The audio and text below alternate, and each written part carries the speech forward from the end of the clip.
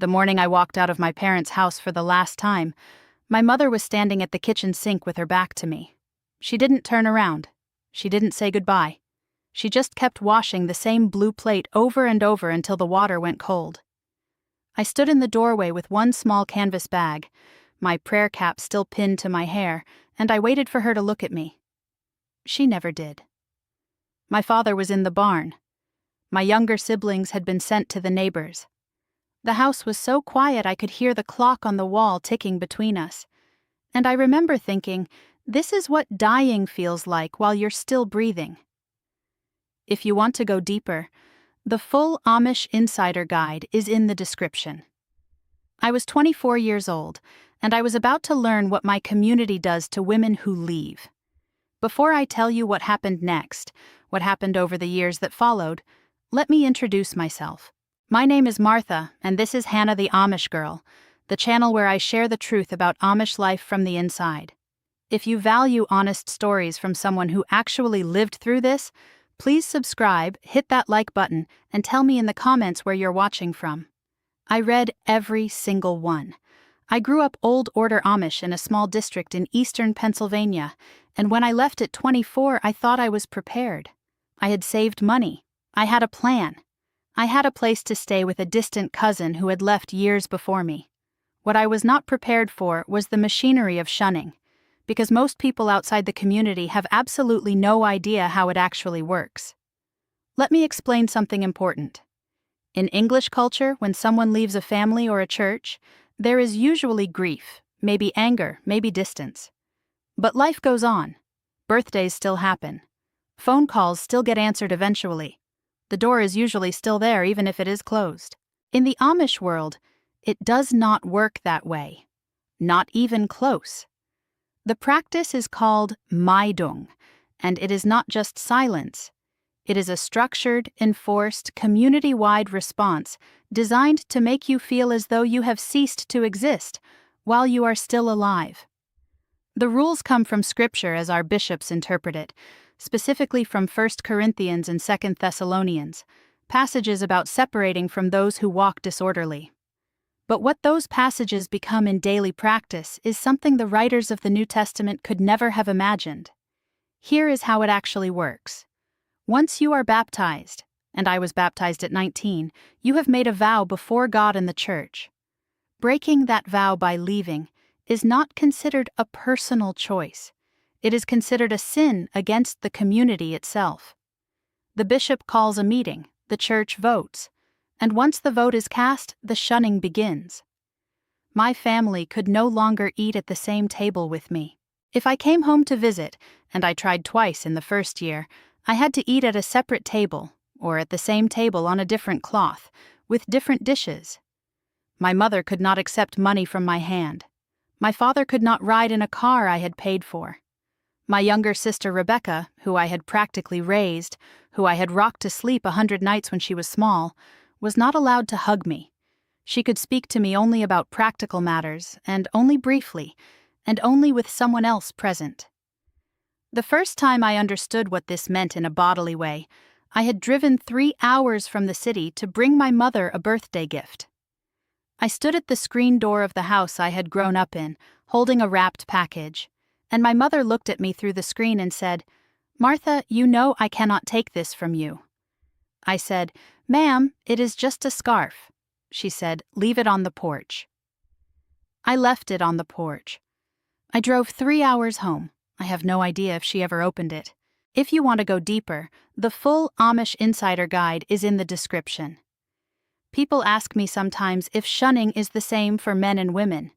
It is not.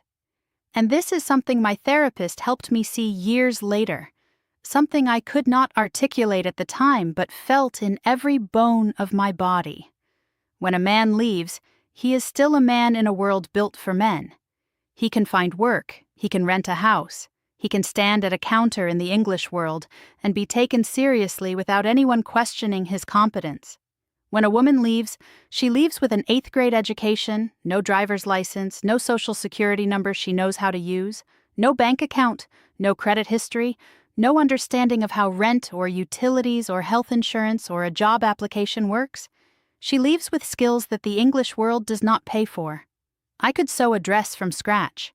I could can 40 jars of peaches in an afternoon.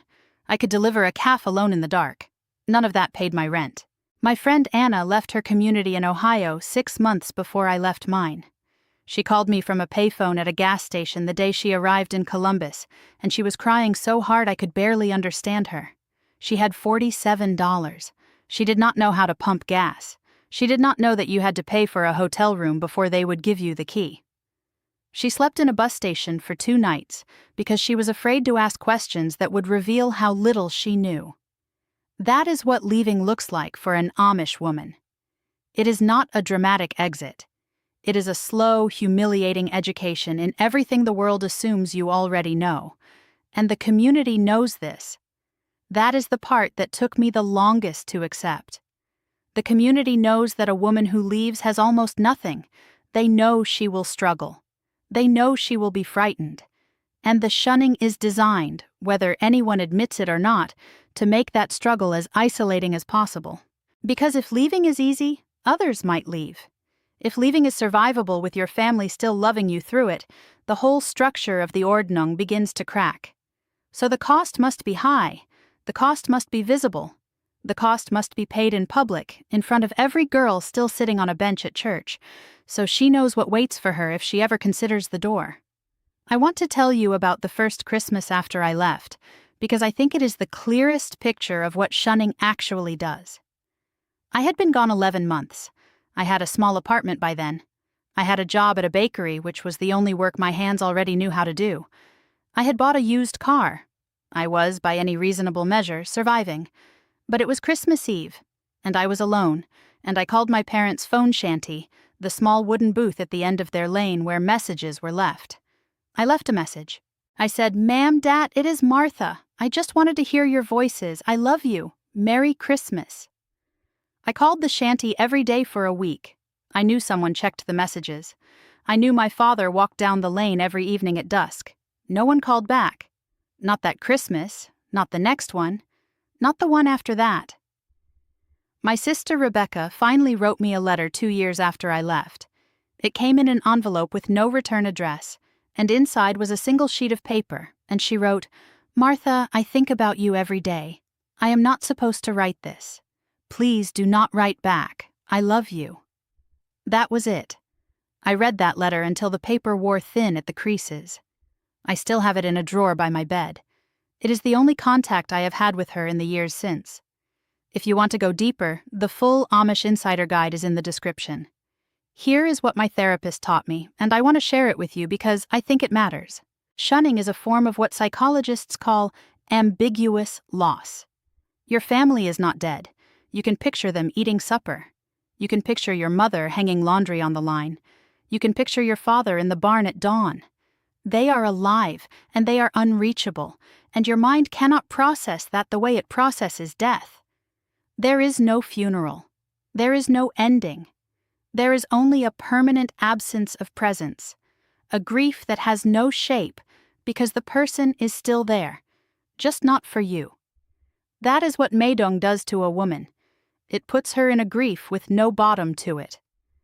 And I want to be honest about something else. Not every Amish community practices shunning the same way. The Swartzentruber Amish, the most conservative group, practice full shunning with almost no flexibility. Old Order communities like mine practice a strict shunning that allows for some very limited contact. New Order communities are sometimes gentler, though still firm. A few Beachy Amish and Mennonite-aligned groups do not shun at all. When I tell my story, I am telling my story. Another woman who left a different community may have a different experience. But the pattern, the structure, the cost, those are broadly the same across the communities that still hold the line. There are other things that happen to women who leave that most people do not know about. I want to name them plainly, because the silence around these things is part of what keeps women trapped.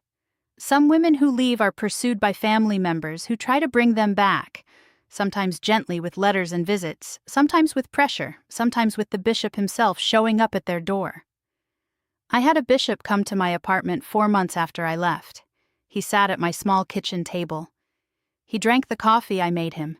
He told me that my soul was in danger and that my mother cried every night. He was not cruel. He was not threatening. He was something harder to defend against. He was certain. He believed every word he said, and he believed it for my own good. I asked him to leave, and he left, and he never came back. But I sat on my kitchen floor for an hour after he was gone, shaking. Some women who leave lose access to their children. If a woman leaves a marriage and the community, the children almost always stay with the father and the church. The community closes around those children, and the mother becomes a cautionary tale they hear in whispers. I have a friend named Lydia who has not seen her 2 sons in 9 years. She sends them birthday cards every year through a cousin who is willing to deliver them in secret. She does not know if they read them. She does not know if they remember her voice. Some women who leave are never mentioned again in the community. Their names are not spoken at family gatherings.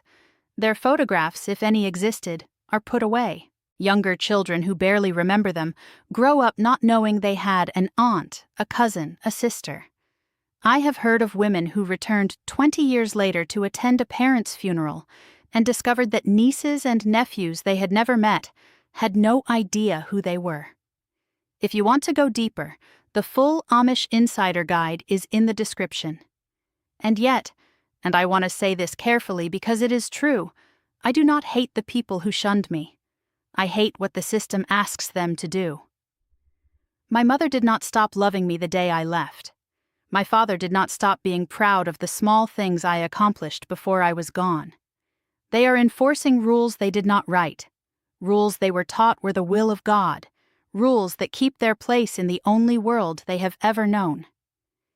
If my mother had broken the shunning to hug me on that porch, she would have been disciplined herself. She would have been put under the ban.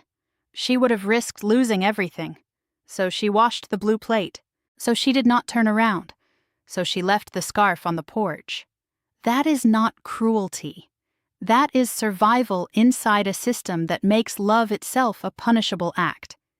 But here is the thing, and this is the hardest truth I have learned in the years since I left. Understanding why someone hurts you does not stop the hurt. You can know exactly why your mother cannot take your hand, and your hand still reaches for hers. You can know exactly why your sister cannot hug you, and your arms still ache for her. The theology explains the behavior. It does not remove the wound. What I want women who are thinking about leaving to know, and I know some of you are watching this, is that the cost is real and the cost is survivable. I am still here. I have built a life. I have friends who know my whole story and love me anyway. I have a small apartment with plants on the windowsill and books on the shelves, and a phone that sometimes rings with people who want to hear my voice. I still grieve my family. I probably always will. But I am not dying anymore. I am living. And living, even with the grief, is not the same as what I was doing before I left. If you grew up in a community where love was conditional on obedience, I see you. If you were taught that leaving meant losing everything and everyone, I see you. If you are sitting in a kitchen right now wondering if you could survive the silence on the other side of the door, I want you to hear me clearly. You are not crazy for wanting more than this. You are not ungrateful. You are not weak. You are a human being with a life that belongs to you, and no community, however much it raised you, however much it shaped you, owns the rest of your story. The Amish world gave me things I will always carry. A work ethic that has carried me through every hard season. A faith I have rebuilt in my own way. A memory of home-cooked meals and singing in 3-part harmony, and the sound of horses in a barn at dawn. I do not regret where I came from. I regret what it cost to leave. If you want to go deeper, the full Amish Insider Guide is in the description. If this story moved you, tell me in the comments what part stayed with you. Tell me if you know someone who left a closed community, or if you are thinking about leaving one yourself. And if you want to keep hearing honest stories from behind the prayer cap, Subscribe to Hannah the Amish Girl. There is still so much I have not said. Until next time, choose your freedoms wisely. They might just save your life, save your